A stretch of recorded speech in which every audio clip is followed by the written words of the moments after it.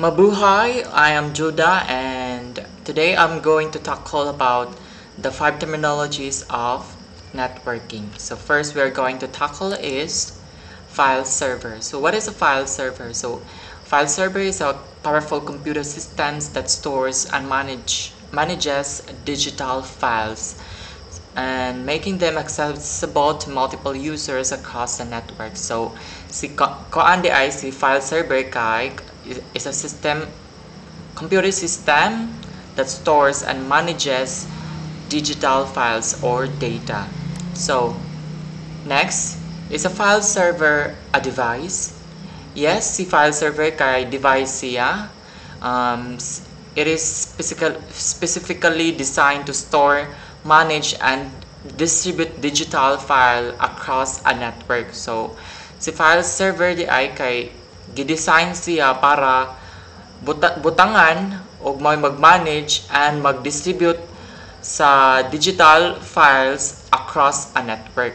So si file server kay specialized hardware sad siya. So it is equipped with a specialized components such as high capacity hard drives, robust processor, and ample RAM. So basically kani si file server kay kana ang dako ang iyahang storage, tapos iyahang processors kay paspas ug iyahang RAM kay dako pod to handle the demands of file storage and retrieval. So next, the process of a file server. So first is file storage. So kani si file storage is like kita users or applications store files on the file server, which manages the physical storage and organization of the data. So next, kay file access. So authorized users can access the stored files from their devices such as computer or mobile phones via network connection. So ang maka-access sa atong file is katurang authorized person. If ganahan ka ma-access atong files, pwede ka maka-access but with permission or kanaang naa kay permission nga maka-access ato nga data or files kay all files are kanaang private na ay private nga information. So third kay files sharing. So the file server facilitates the sharing and collaboration of files among multiple users, ensuring data consistency and security. So from the word file sharing, so mag-share og files through among multiple users, daghan ang maatagan o if tagaan na to sila access sa ato ang file, and then i-share na to, pwede po daghan users nga makakita sa atong files. Basically katurang kana ang mga naay katong mga authorized person ra ang ato ang gisendan or unsa ba kana ang file sharing la mag-share of files through multiple users. And then the purpose of file server no, so si file server kay mao ni ang ihang purpose data storage, kana ang siya ang mag-provide secure and reliable storage for an organization digital files, ensuring they are accessible to authorized users. So basically kani si file servers kay ginagamit niya sa mga dagkong organization like companies ani siya. And si file ang purpose pod ni file sharing kay enable users to access and collaborate on files from multiple locations, facilitating efficient teamwork and data sharing. So as I tackled ganina nga users can access and collaborate on files from multiple users can access and collaborate on files. And then next kay data backup. So if naatay ang data nga kailangan natong i-retrieve or ang pangitaon, si file server mo ay capable ani kay labi ang dinagko na ang kanaang file nga need nimo ikuan i-retrieve. Next kay Fiber Distributed Data Interface. So FDDI stands for Fiber Distributed Data Interface. It is a high-speed network technology that operates at 100 megabytes per second over a fiber optic cabling. So as I understand, or what I have understand in this terminology, so kani siya si Fiber Distributed Data Interface kay nagagamit og kanaang fiber optic cable which nga maka-produce og or maka-produce og high-speed network nga maka-operate og 100 Mbps. So kanaang usually si kanaang Fiber Distributed Data Interface kay commonly used ni siya sa local area network or metropolitan area network. And then is FDDI a device? Yes, si FDDI is a device. So si FDDI is a network device that provides high-speed token passing ring topology for data transmission. It includes dedicated hardware components such as network interface card, switches, and routers to facilitate the data exchange. So as you can see here in the picture, ang fiber ani niya is kaniya siyang kaning murag transparent, as what Mr. Ersan discussed earlier, face to face kani ang pinaka core sa kaning mga wire, gagmay nga wire mao ni ang fiber. And then Fiber Distributed Data Interface, data transmission process. So ang process niya kay token passing. So as you can see here, mao ni ang kaning dako nga circle kay mao ni ang FDDI ring backbone. So nagamit siya og ring topology, no, kana as you can see sa atong picture, kuan ang double ni siya nga kanaang kuan ha kani nga circle, like diri sa to ang kuan kaning gamay nga picture. Kani si FDDI nagamit og dual ring.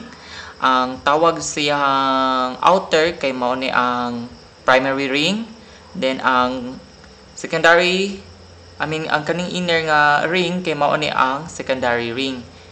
And then ang kaning naay circle kani sila mao ni ang token ring. So ang katong devices nga naay token ring, which is kani silang duha, maura ni sila ang devices nga maka-send or maka-send or transfer data sa uban nga kanaang uban nga devices.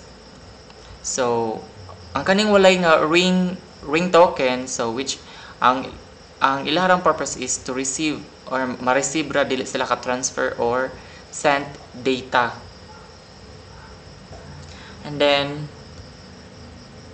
if ever kaning FDDI ring backbone nato is kanaang naay ang kaniyahang di ba dual man siya ring, and then if ever nga one ring gali nga madaot, ang iyang operation kay continue ra since na duha man sila kabuok ring. If na kanaang if ang usa ka ring madaot, the operation continue kay naa may backup nga ring. So FDDI evolution and alternative. So as the world aging, no, si FDDI dili lang kay siya kanang nagstay in kanang kuan ba nagpabilin nga kuan non-upgraded device kay sa tungod sa atong ka-high-tech karon, nanay mga version si FDDI version 2, which is an enhanced version of FDDI, added support for asynchronous data transmission. So basically kana ang mas paspas nga version ni FDDI, and kani pong the third, which is a gigabyte Ethernet, a more recent networking technology that provides similar high-speed capabilities of FDDI but over standard Ethernet infrastructure, so which is kaning more kanaang more sanay more mas nindot gamiton mas upgraded ang nindot gamiton si gigabit Ethernet. But I'm not saying nga si FDDI is kanaang kuan dili siyang nindot, but kani more enhanced siya kaysa sa FDDI kanaang one version. So next kay firewalls. A firewall is a critical security device that protects computer networks by monitoring and controlling incoming and outgoing network traffic. So kani si firewalls, it acts as a barrier filtering mo filter sa kanaang mga unauthorized access and keeping your digital assets safe. So kani si firewalls kanaang makita ni siya nato no sa ato, makita po ni nato siya nato sa ato ang computers. If you have computers, if kanaang inyo na tanawan yung antivirus, makita niyo dito na naa si firewalls, present si firewalls. So is a firewall a device? Yes, si firewall kay device, and a hardware device that is installed between a network and the internet. So mean kanaang si firewall kay application or system based siya, dili siya kanaang physical hardware.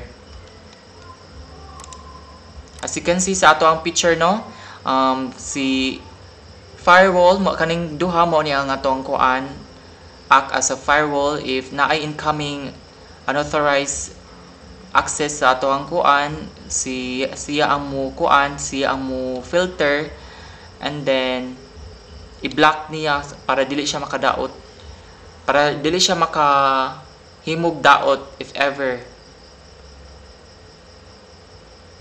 Next kay how does a firewall work? So packet inspection. So mao na siya ang mag-examine sa data, examines each data packet no entering or leaving the network, checking its source, destination, and contents against predefined rules.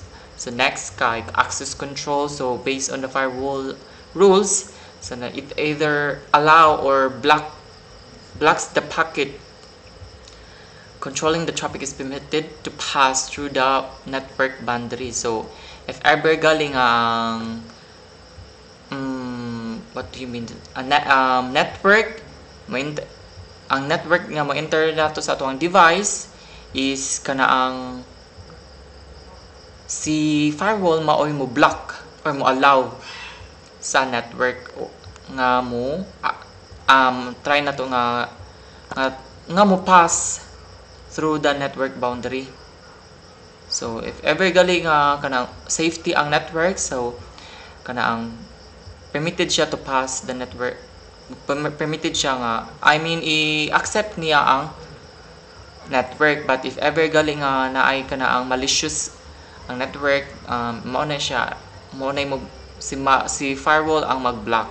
So lagi nga monitoring, the firewall logs all network activity and security events, providing visibility and enabling effective threat detection. So basically si firewall mao ni siya ang laging ang monitoring, mao ni siya ang mag-detect no sa if ever nga na-treat nga mo nga ato ang na receive from a network. And then next kay frame relay. So si frame relay is a wired area network technology that provide a fast, reliable, and cost-effective data communication service.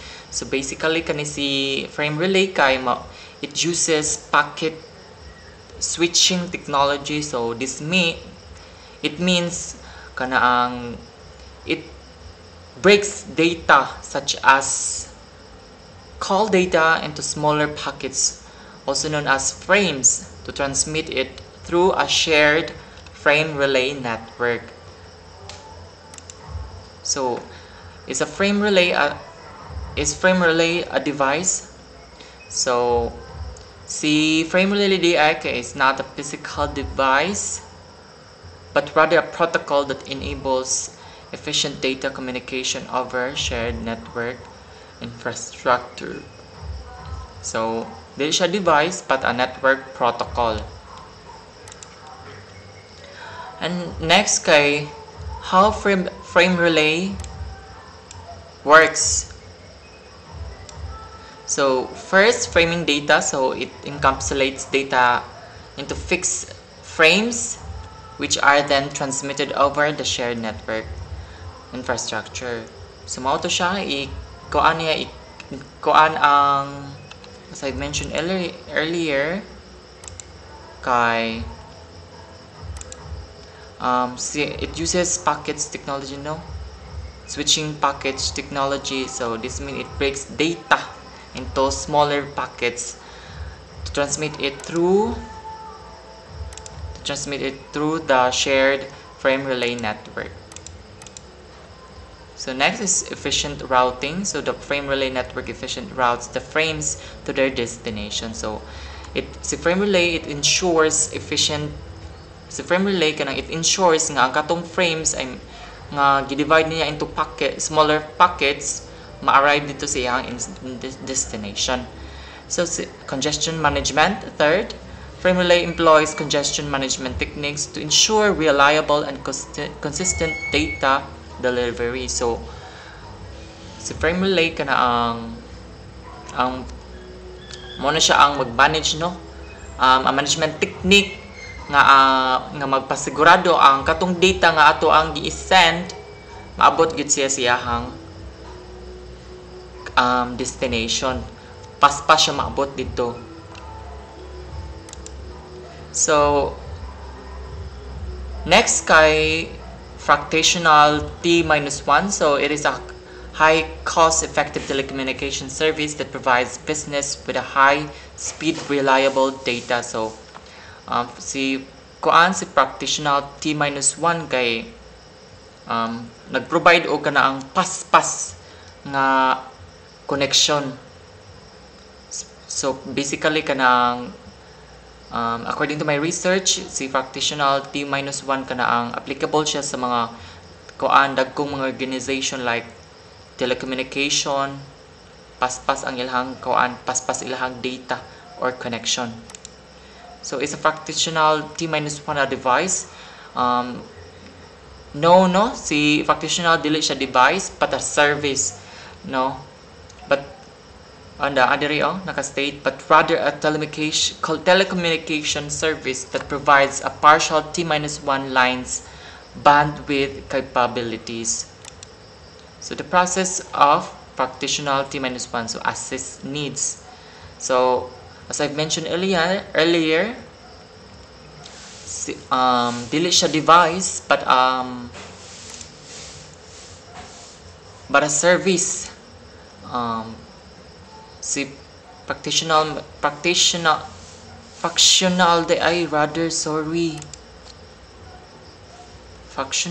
T-1 device. Sorry. So it is a service. It is a service, no? Not a device.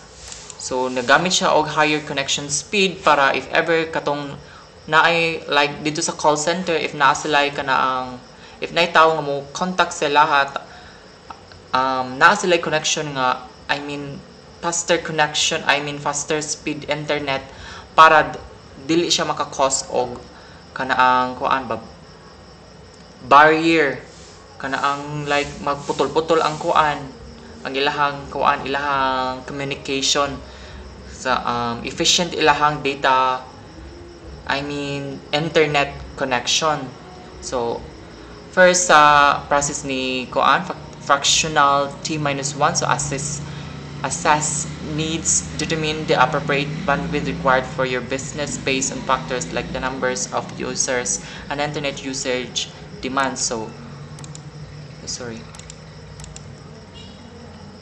So paspas nga internet connection bisan pa daghan ang users nga naggamit sa internet. So second is order service, contact telecommunication provider to order the fractional T-1 service with the desired bandwidth capacity. So kani si fractional T-1 as I mentioned ganina nga mostly sa mga dagkong organization naggamit pod ani ni fractional T-1.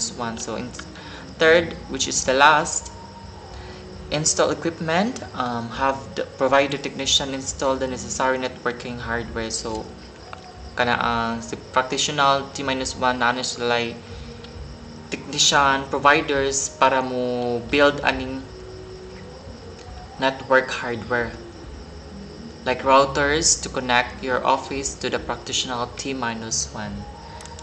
And that's it. Thank you for listening and mabuhay always.